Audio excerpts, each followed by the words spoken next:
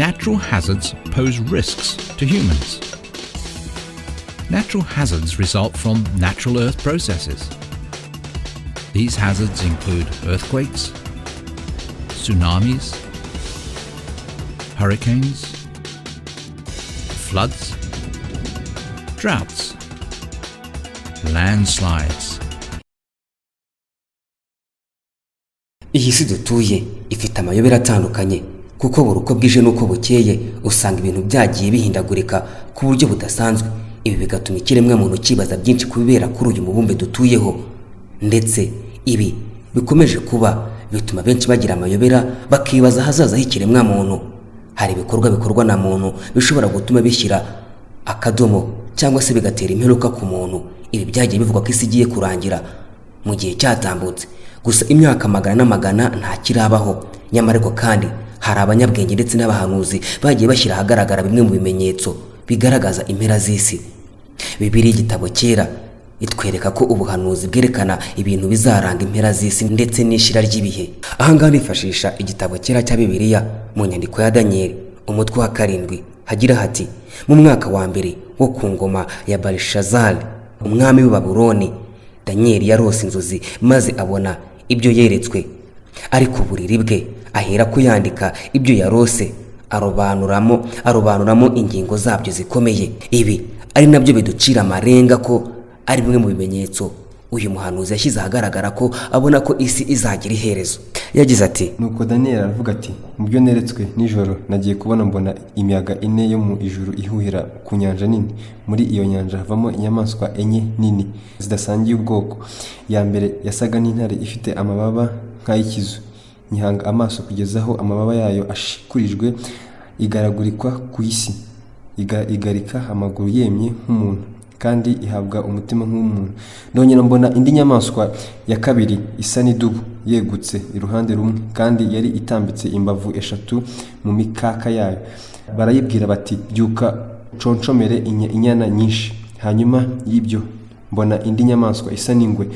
Ku mugongo wayo yari ifite amababa 4 asa n'ay'igisiga, kandi yari ifite imitwe 4 ihabwa ubutware. Hanyuma y'ibyo nitegereje mu byo neretswe nijoro, mbona inyamaswa ya 4 iteye ubwoba y'inyamaboko y'imbaraga nyinshi cyane. Yari ifite imikaka minini y'ibyuma, iconshomera ibintu irabimenagura, ibisigaye ibisiribangisha amajanja yayo. Ariko yari ifite itandukaniro n'izindi nyamaswa zose zayibanjirije, kandi yari ifite amahembe 10. Ibi ngibi ni ibikoko 4 Daniel yari yavuze ko yabonye yarose ku buriri bwe. Nubwo Bibiliya itwereka urugendo rukomeye muri ibyo bihe, abahanga nabo bakomeye ku isi ntabwo babona ko isi izabaho iteka ryose. Nubwo batemera ubuhanuzi bwo muri Bibiliya, hari ubundi buhanuzi baba bizeye ko buzasohora mu gihe gito kiri imbere. Akenshi berekana n'uburyo ikiremwa muntu cyakuraho izo nzitizi. Umuhanga umwe mu babayeho yitwa Stephen Hawking wivugiye ko Imana ishobora kuba itabaho, ko nta bundi buzima nyuma y'urupfu. Mbere yo gupfa hari ubuhanuzi yatanze, ariko burira abatuye isi ku mpera zaho ndetse n'ishira ry'ibihe mu myaka nka 200 iri imbere. Ibi ngibi nabyo tugiye kugarukaho muri iki kiganiro cyacu. Uyu munsi turagaruka ku bintu bikomeje kubaho by'amayobera, nyamara n'ibindi bishobora kuba bigiye gutuma ikiremwa muntu kijya mu kaga, bityo kikagenda gisatira impera zacyo. Njye nitwa Peter Clever Nizeyimana. Iki ni ikiganiro hirya y'imboni. Uyu muhanga ubwo yagiraga uburwayi bufata ubwonko bwatumaga atabasha kunyeganyega ku myaka 21, Stephen Hawking, nk'uko hari ubuvumbuzi bwinshi ndetse n'inyandiko yakoze zishimwa cyane, ni nako yahanuye byinshi bikomeye bizaba ku isi mu myaka iri imbere, kandi aborera abatuye isi. Ibi nabyo tugiye kuba tugarukaho noneho ku buryo bwimbitse. Guhindura inkingo ziri genetics bizatugaruka cyane. Umuhanga umwe mu babayeho yagize ati: kimwe mu bibazo by'ingutu ku kiremwa muntu ntikiva mu kirere, ahubwo ni mu byo abantu ubwabo barema hano ku isi. Kuva igihe abahanga batangiye gukina na za virusi bahindura zira genetics kugira ngo bavure indwara zimwe na zimwe, bagiye babona ahandi zishobora gukoreshwa. Nk'urugero, abashakashatsi bakoraga virusi zagombaga kwica utunyangingo twafashwe na kanseri. Byarangiye bavumbuye uburyo bwo kurinda gusinda. Uburyo bikora ni imiti ijya mu bwonko igatuma wumva nta bushake bwo kumva inzoga uyifitemo. Kuri ubu abahanga bavanga za virusi zica, nyuma bagakora ibintu bidasanzwe na za DNA. Dufata urugero rw'urukingo rwa Ratatek rwakoze bashaka kurinda abana rotavirus. Iyi ikaba ari virusi itera gucika ibisebe mu gifu cyangwa mu mara. Yavumbuye bwa mbere mu mwaka w'1973. Abana bafata doze 3 mbere yo kugira amezi 6, ariko ikitavugwa nuko urwo rukingo rwabonetse bahuje DNA y'umuntu ndetse na DNA y'inka. Ibi bituma abana bagira ibyago by'uko bashobora kurwara ibicurane mu byumweru 2 bamaze gufata urwo rukingo. Nubwo rero abahanga bakomeza kuvumbura byinshi bifasha ku isi, gusa ikibazo nuko tutazi ingaruka z'izo ngingo imbere mu mibiri yacu. Ariko n'igihe abantu bagerageje kugaragaza ikibazo cy'izo nkingo, rimwe na rimwe baracecekeshwa ntibihabwa agaciro. Aliens zizagaruka ku mubumbe wacu. Stephen Hawking yemera ko byeruye ko hariho ubuzima ku yindi mibumbe itari Milky Way Galaxy. Iyi Milky Way Galaxy nayigarutseho mu kiganiro cyacu cyashize turi kurebera hamwe imiterere y'isanzure, kandi yizera ko ibinyabuzima byaho bizarangira bije kwigarurira isi. Gusa byashoboka ko bitazaza bizanya amahoro. Ariko reka tujye mu ntangiriro yabyo. Ushobora kuba warumvise ibyerekeranye na theory Big Bang. Iyi ngiyi ku bantu bize geography barayizi cyane, aho isi yaturutse. Iturika ryabayeho ari naryo ryatumye habaho iyi si hashize ngo imyaka isaga miliyari 300. Yavumbuye theory yiswe theory de multiverse. Kuri we iri sanzure ngo duherereyeho rya Milky Way Galaxy ni rimwe mu isanzure amajana n'ayandi y'isanzure zabayeho bitewe na Big Bang theory, kubera ko nta gihamya ko ari twe twenyine mu isanzure cyangwa se ngo isi aba ariyo yonyine iriho mu isanzure. Isanzure zose ziriho birashoboka ko hari ubwo ibivejo cyangwa se aliens izarangira bije kuzigenzura.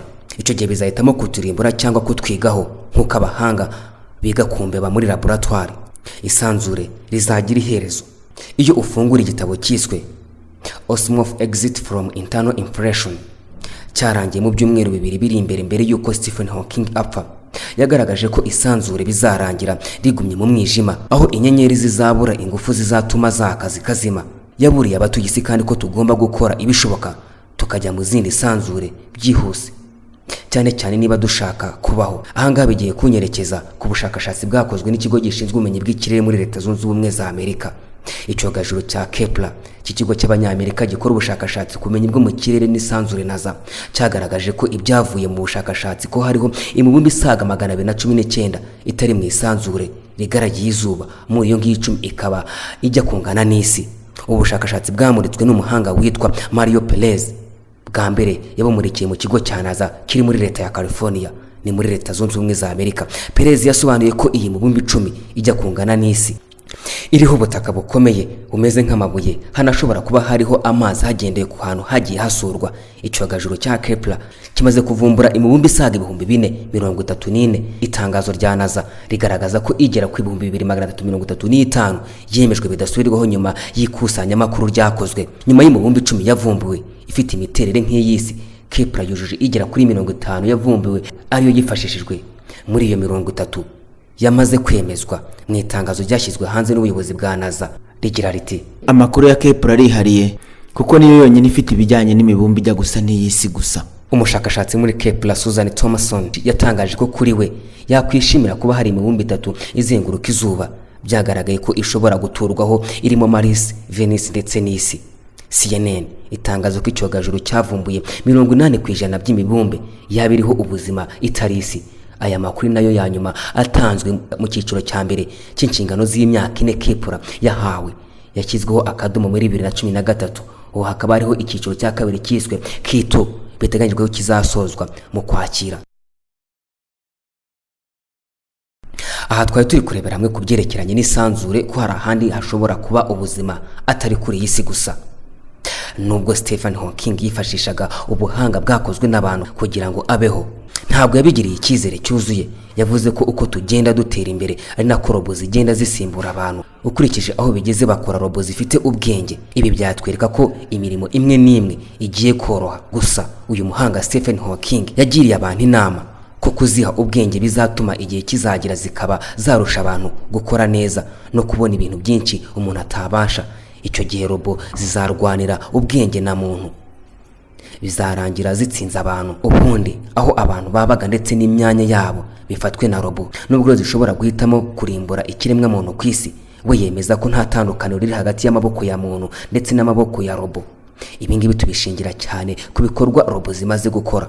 Muri Leta Zunze Ubumwe za Amerika batangaje ko bakoze na robo zishobora kujya ku rugamba zikaba zarwana. Ibi ngibi ntabwo twagaruka tubitindaho kubera ko hari na robo yakozwe yagiye yitabira inama zitandukanye. Sofia murayizi. Iyi ni robo yitabiriye inama nyafurika nyinshi yahuye n'ibihangange bigiye bitandukanye. Igitangaje nuko izi no kuvuga. What's your favorite city? Newport. Newport. Why do you like Newport? Sophia, do you like Hong Kong? I love it there. It's a wonderful place with beautiful plants and animals, lovely mountains with hiking trails, a peaceful, diverse city with low crime, and there's never a shortage of things to do. I can't wait to explore it more someday, and I'd highly recommend it to anyone. Intwaro za nucleaire zizarimbura ikiremwa muntu. Uyu mushakashatsi akaba n'umuhanga yatekerezaga ko gukabya hamwe n'imyitwarire idahwitse ari umwanzi wa mbere w'ikiremwa muntu, ko nitudahinduka bizarangira twirimbuye ubwacu. Nibyo koko kugeza na n'ubu nta kimenyetso cy'uko amakimbirane hagati y'ibihugu azashira. Gukomeza gutera imbere mu ntwaro za kirimbuzi ndetse no kuzikora bishobora kuzashyira abantu mu byago. Ibi ngibi nabyo bituma bakomeye bakura amakote bakicara ku meza amwe kugira ngo baganire kuri ibi bibazo. Umunyakoreya wa ruguru witwa Kim Jong-un agahura na Trump, inama ikarangira ntacyo bagezeho. Nyamara ntago babiga ku bukungu cyangwa se ngo bige ku by'ifaranga, ahubwo baba bari kurebera hamwe buryo ki igihugu cya Koreya ya ruguru gishobora kugabanya igeragezwa ry'ibitwaro bya kirimbuzi, kimwe mu bihugu bikomeje kuba bihangayikisha iyi si dutuye. Kuri Hong Kong tugomba gushaka undi mubumbe tugomba gukoroniza tugaturaho byibura imyaka 100 iri imbere tukaba twamaze kuhabona. Bitabaye ibyo bizarangira duheze mu kirere, ubwo isi zabigeze aho idashobora kugaruka ku murongo wayo. Kugira ngo dukemure ibibazo rero tugomba gushaka aho tugomba kujya. Nyamara ariko ibi byose biri kudushyira mu kaga. Irangira ry'ikiremwa muntu ku isi ni kimwe mu bintu bijya bigaruka mu mitwe ya benshi, cyane cyane ndetse na bamwe batinya kuvuga ko biteye impungenge benshi, bikagira impungenge ko hazaza h'abana bacu ndetse n'abazadukomokaho. Icyakora nubwo usanga ibiza byinshi bishobora kuza bikatugwira, ni gake cyane ikiremwa muntu ku isi gishobora kuzatekereza hari ibyago bizaza twebwe ubwacu tubifitemo uruhare, bikaza ari twe twabyikururiye. Benshi muri twe iyo tuvuze ibi biza bishobora kurangiza imibereho ya muntu ku isi mu buryo bwa burundu, duhita dukubita agatima ku byo tubona mu mafilimi nk'ibibuye bishobora kugonga isi bakunze kwita asteroid, byagaragaye mu mafilimi atandukanye, cyangwa se ukuza kw'ibindi biremwa nabyo byagaragaye muri filimi yitwa Independence Day. Today you will once again be fighting for our freedom, not from tyranny, oppression or persecution, but from annihilation. Bigaragaza ko isi yacu izasurwa n'ibindi biremwa bigiye bitandukanye birimo na aliens. Abantu benshi rero biyumvisha ko irangira ry'isi rizaturuka kuri ibyo bintu akenshi tubona muri za filimi. Nyamara iyo dutekereje hari ibindi bikomeye tuba twirengagiza kandi bibangamiye isi. Ku ikubitiro hari ibiza bituruka ku birunga. Mu mwaka wa 1815 abantu barenga 70,000 bishwe n'iruka ry'ikirunga mu gihugu cya Indonesia. Icyo gihe ryaturutse ku iruka ry'icyo kirunga ryakwiriye mu kirere bituma urumuri rw'izuba rwegeraga isi rugabanuka. Uwo mwaka wiswe umwaka utagira impeshyi bitewe n'igabanuka ry'izuba ryabayeho mu ntara ya Sumatra mu gihugu cya Indonesia. Kandi hari ikiyaga cyitwa Taba cyerekana neza uburyo ikirunga ari kimwe mu byatera ibyago bikomeye ku bantu, bityo bigatuma habaho irangira ry'abantu. Ikiza cya kabiri gishobora gutuma ikiremwa muntu gihura n'akaga. Abahanga mu bushakashatsi baturutse mu ishami ry'umuryango w'abibumbye ryita ku buzima OMS ndetse n'abandi baturutse mu muryango mpuzamahanga w'ubukungu batangaje ko ikibazo cy'ihindagurika ry'ikirere ari kimwe mu byugarije isi kandi bishobora kuzakomera kurenza uko bitekereza. Umuhanga witwa David Attenborough ndetse n'abandi benshi bavuze ko ihindagurika ry'ikirere ramutse ridafatiwe imyanzuro ikomeye rishobora kuzazimangatanya isi. Ikindi gishobora gutuma ikiremwa muntu kizimangana ku isi, havuzwe ikoranabuhanga rigeze ku rwego rwo hejuru ku isi. Kuri ubu hari gukorwa umunsi ku wundi cyiswe ubwenge bw'ubukorano, artificial intelligence. Ibi nabigarutseho cyane nuko ari ubwenge bw'ubukorano bushyirwa mu marobo cyangwa se mu mashini cyangwa se muri telefone ngendanwa bugakora iby'ikiremwa muntu cyagakoze. Ibi abahanga bavuga ko bishobora kuzagira ingaruka ku mirimo umuntu yakoraga. Ikindi kintu kibangamiye imibereho y'abantu ku isi, abahanga bavuga intambara. Nyamara ko ku isi hagiye habaho intambara nyinshi zigiye zitandukanye. Mu gihe haramuka habayeho gukozanyaho k'ibihugu bitunze ibisasu kirimbuzi, nta kabuza abantu benshi bemeza ko ibyago byagwira ikiremwa muntu ku isi. mu mwaka w'1945 ubwo Leta Zunze Ubumwe za Amerika zateraga igitero cyiswe icy'iterabwoba mu Buyapani. Hatewe ibisasu 2 gusa, ariko byahitanye abantu barenga 100,000 mu minsi itarenze 7 gusa. Nyuma y'icyo gihe hamaze gukorwa ibisasu byikubye kenshi ibyakoreshejwe mu Buyapani. Benshi babyita ngo ibya Hiroshima na Nagasaki niho byatewe muri iyi migi. Gusa benshi bavuga ko haramutse hakozwe ibindi nk'ibi ngibi ntibinashyirirweho ingamba zishobora gutuma ikiremwa muntu ku isi kijya aharindimuka, ikindi gishobora kurangiza ubuzima bwa muntu ku isi. Byatangajwe ko hari indwara z'ibyorezo zishobora kuza zikibasira isi yose. Bamwe bashobora kuvuga bati ntibishoboka, ariko hari ingero nyinshi cyane z'ibyo byorezo bikaze byagiye byibasira isi mu binyejana byatambutse. Bitangazwa ko indwara z'ibyorezo zica abantu barenga 700,000 ndetse zigatwara n'akayabo kangana miliyari 500 z'amadolari buri mwaka. Izi ndwara z'ibyorezo zashyira isi aharindimuka. Niyo mpamvu usanga ibihugu bigiye bitandukanye ndetse n'ishami ry'umuryango w'abibumbye ryita ku buzima OMS usanga rishyira imbaraga nyinshi mu kurwanya izo ndwara z'ibyorezo. Twavuga nka Ebola ikunze kwibasira ibihugu byo muri Afurika ndetse n'ahandi ku isi. Mu mwaka w'1918 mu gihugu cya Espagne hateye indwara y'icyorezo yatangajwe ko yahitanye abantu barenga 50,000,000 kandi mu gihe gito. Abari kuri 500,000 icyo gihe bagezweho n'ingaruka z'iyo ndwara. Nyamara ariko nubwo abahanga benshi bagiye bagaragaza ibyorezo bishobora kugwira isi bigashyira mu kaga ikiremwa muntu, icyakora nubwo bimeze gutya abashakashatsi bagaragaje ko muri uyu mwaka wa 2019 nta kiza gikomeye kizahanukira isi. Ariko nanone ntibabuze gukora urutonde rw'ibyakadukira isi muri uyu mwaka. Muri iyi mibare ibipimo byagaragaje ko mu mwaka wa 2019 ibiza byitezwe ku buryo bukurikira: ikigero cya 15% hashobora kwaduka indwara y'icyorezo kirimbuzi nk'iyibasiye Espagne. Ku kigero cya 0.6 hashobora kubaho intambara y'ibisasu kirimbuzi igihe hagira ibihugu birwana bifite ibyo bisasu. Ku kigero cya 0.6% kandi bavuga ko hashobora kuva izuba rikaze bishobora kwangiza imiyoboro y'umuriro w'amashanyarazi, cyane cyane afatiye ku ngomero zubatse ku mazi. Ku kigero cya 0.001% ikirunga cyo ku rwego rwo hejuru cyane gishobora kuruka kikangiza byinshi cyane ku isi. Nyamara ariko nyuma yo kubona ibi bintu byose bishobora kuza kugariza ikiremwa muntu, abahanga bavuze ko hari ahandi ikiremwa muntu gishobora kujya ubuzima bugashoboka. Duhere ku kwezi. Nubwo kwezi kudafite ikirere nk'icyo ku isi, niwe mubumbe utari hafi cyane. Gusa ngo hari imitungo kamere yakorerwamo ibintu byinshi bitandukanye ku kwezi, kandi hari ahantu hatoshye cyane heza ariho abantu bakubaka bakabasha kwiberayo. Gusa ikibazo nuko ku kwezi habaho umutingito ukabije, kandi uwo mutingito ushobora kugera ku kigero cya 5.5 ku gipimo gipima umutingito. Ese wakibaza uti si ahantu abantu babayo? Ceres ni umubumbe munini uzenguruka inyenyeri uherereye muri sentire ya asteroid hagati ya Mars ndetse na Jupiter. Abahanga mu bumenyi bw'ikirere bavuga ko bishoboka cyane ko 25% by'uyu mubumbe ari amazi. Iyi ni inkuru nziza ku kiremwa muntu kubera ko amazi afata umwanya munini cyane ku kiremwa muntu. Uyu mubumbe dutuyeho 61% ni amazi. Uyu mubumbe kandi bafata ko ari ahantu mu kirere havanwa amazi bayatwara ku yindi mibumbe, ukaba wagenda ukakura amazi ukayazana nko ku isi. Ariko kubera nta mpinduka zasizo zihaba, ngo usanga nkuko hano mu Rwanda tugira urugaryi cyangwa se impeshyi, kuri uwo mubumbe ho ntabwo ibyo bihaba. Ibi ni bimwe mu byibazwaho cyane nimba ukiremwa muntu cyashobora.